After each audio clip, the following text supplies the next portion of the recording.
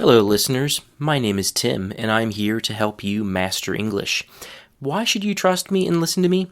Well, I've been an English teacher on and off, mostly on, since 2004, and I work a lot to improve myself as an English teacher. I think you can see that from the fact that this week's episode is number 71.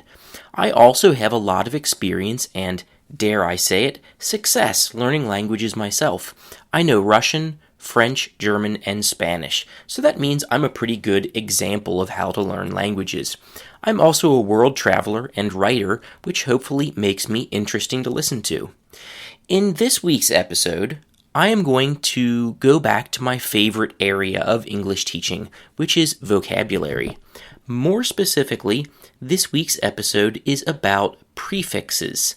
A prefix is a group of letters that you put at the beginning of a word to change that word's meaning.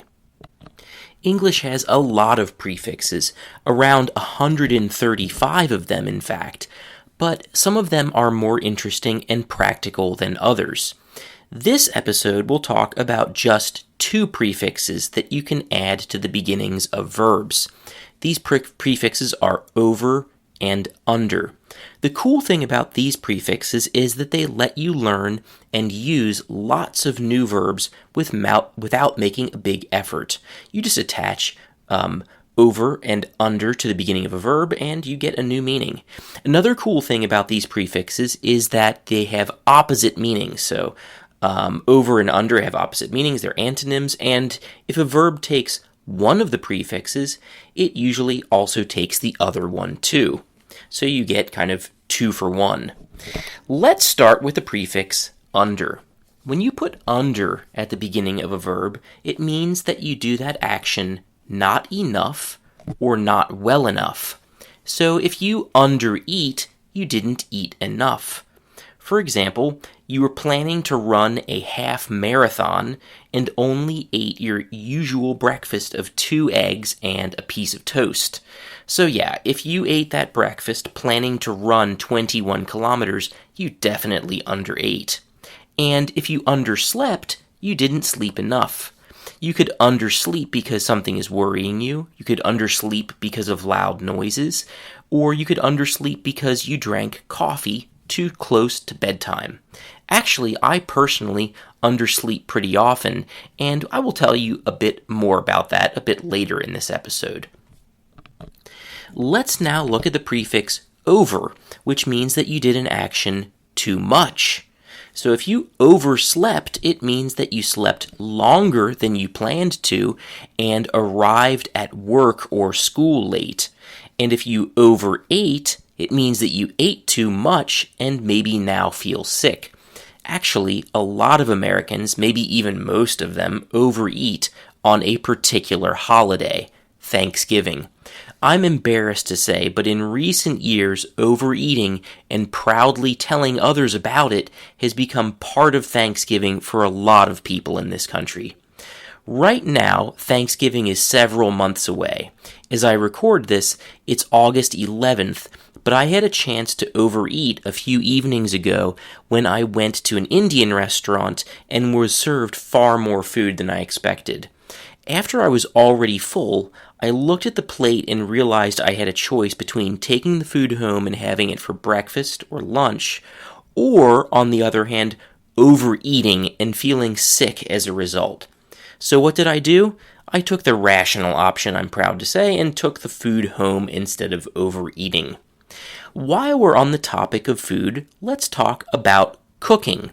If you undercook something, especially meat or fish, it means that you didn't cook it long enough.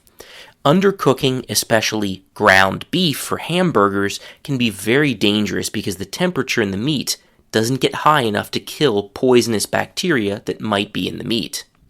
Also, if you eat undercooked beef, there's a small chance that you will destroy your brain, go crazy, and die from mad cow disease. This is something that happened a lot more often in the 1990s, maybe the early 2000s, but maybe it still does happen every once in a while.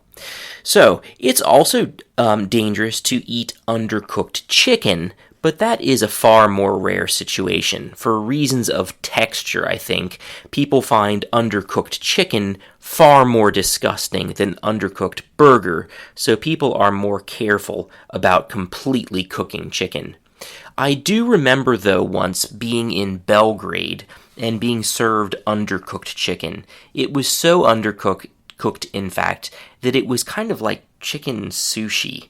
I sent it back to the kitchen, though, and they solved the problem for me quickly. Turning to the opposite situation, your food is overcooked when it has been cooked so long that it is burnt or dried out or both. Or if your soup is overcooked, then everything in it is much too soft from spending so much time cooking in hot liquid. Of course, overcooked food feels bad in your mouth and doesn't taste good, but at least it's not dangerous like undercooked food often is. It may surprise you to learn that when I wrote this episode, I was in a sleep laboratory waiting to take some tests. I decided to come to the lab and get the tests because I usually undersleep. I get up in the morning still feeling sleepy. One reason a person can undersleep is that the person is overstimulated. If you're overstimulated, it means that you were stimulated too much. Too many interesting things happened to you during the day, and now you can't return to a normal mental and emotional state, a calm one. You might feel overstimulated, for example, if you jumped out of an airplane, or especially if someone pushed you out of an airplane. There is one special category of people that has a really difficult time when they're overstimulated. That category is small babies. If you overstimulate a baby, it can take really a long time for the poor kid to calm back down. Understimulating, by contrast, happens when you feel bad because not enough interesting things have happened to you. I, for example, felt a bit understimulated when I worked as a teacher in school and taught the same material over and over again. Let me give you another pair of verbs using the prefixes over and under. These verbs are overpay and underpay. Usually, these verbs are in the context of eating at a restaurant, but not always.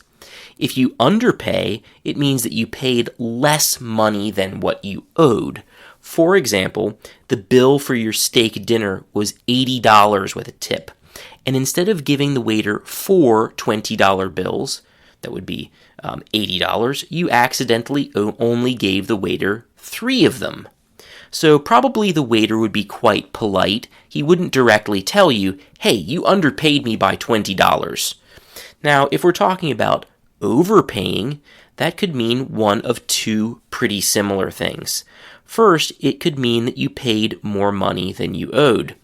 If we continue with the example of the $80 steak dinner in the restaurant, if you overpaid, you mistakenly gave the waiter 5 $20 bills instead of 4. In other words, you gave $100 when you only needed to give $80 or 4 of them.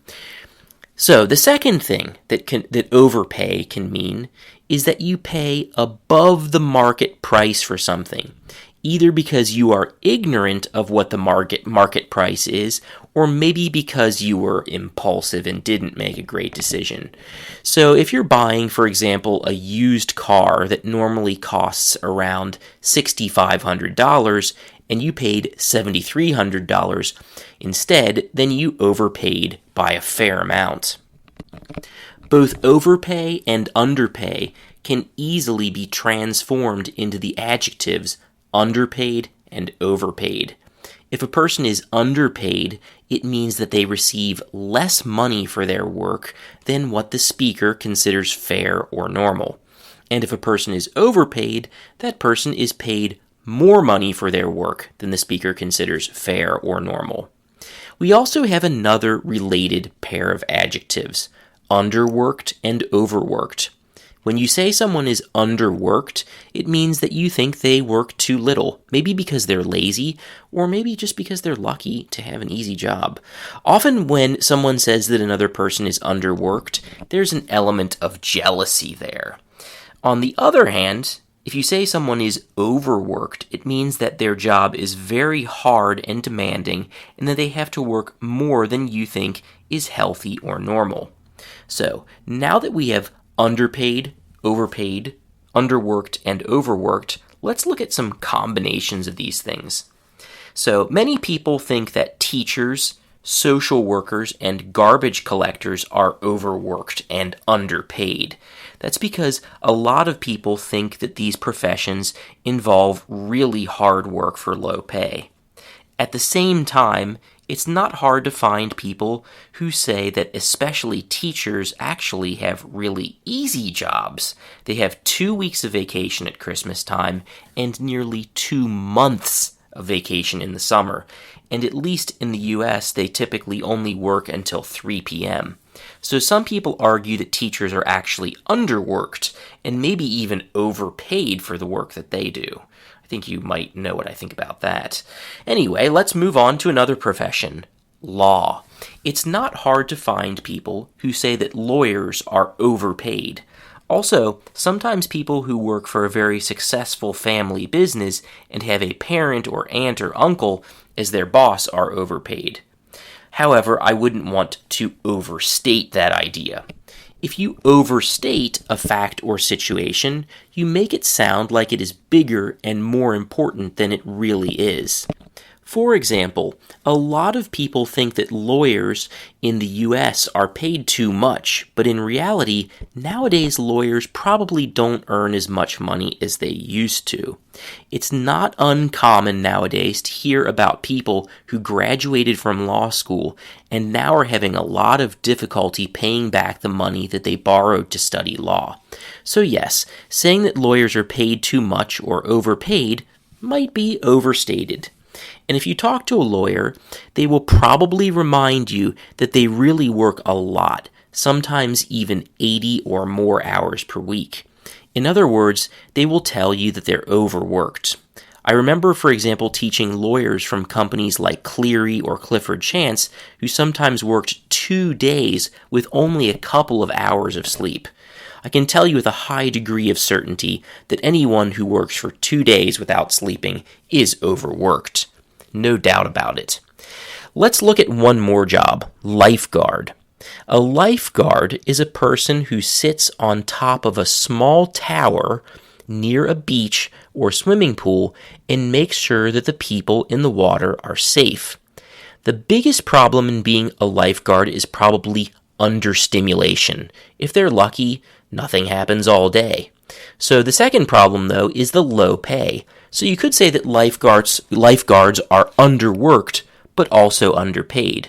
Oh, I forgot one profession, and I guess that the best combination is underworked and overpaid. So unfortunately, that's a rare combination, and maybe only a few people have that situation. For example, the Spanish ambassador to Costa Rica. Yeah, probably that person is underworked and overpaid, just as a guess.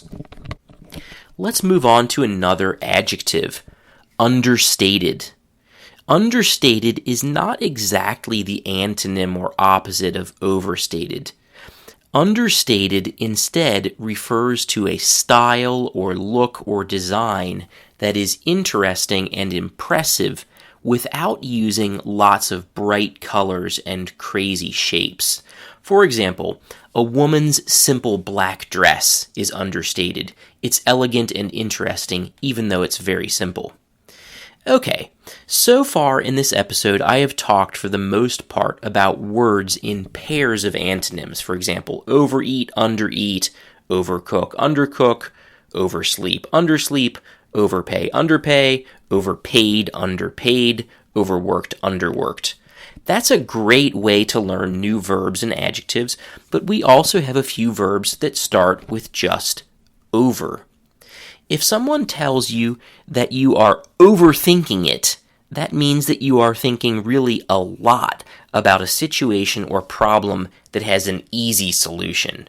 For example, if you're going to Spain on vacation and need to decide between choosing 2 different hotels, and you read dozens of ratings, calculate the walk and drive times to the beach, and try to understand which one has a better view from the roof, then you're probably overthinking it. And that's not a good thing, because really you could get a great hotel without overthinking it. Just choose one of them. Both of them are great choices. No need to overthink.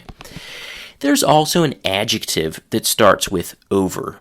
That adjective is overwrought. You might not be able to tell how to spell this word just from hearing it, so let me do that for you. It's O-V-E-R-W-R-O-U-G-H-T. Yes, the way you spell the end of the word is similar to thought or bought. If a book or movie or someone's behavior is overwrought, it means that the emotions in it are really, really strong and out of proportion to the situations that caused them. So if your friend, for example, has an important job interview and doesn't get the job, and then gets really upset and cries and acts like it's the end of their world, then that behavior is overwrought.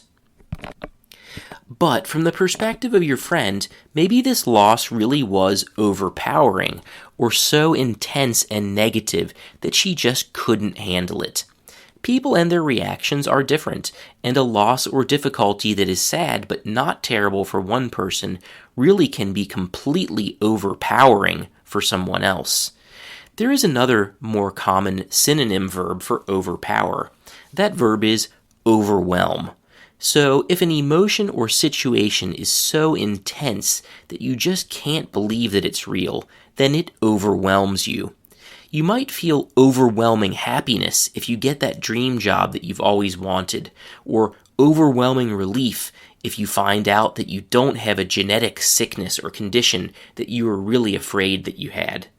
Negative emotions can be overwhelming too.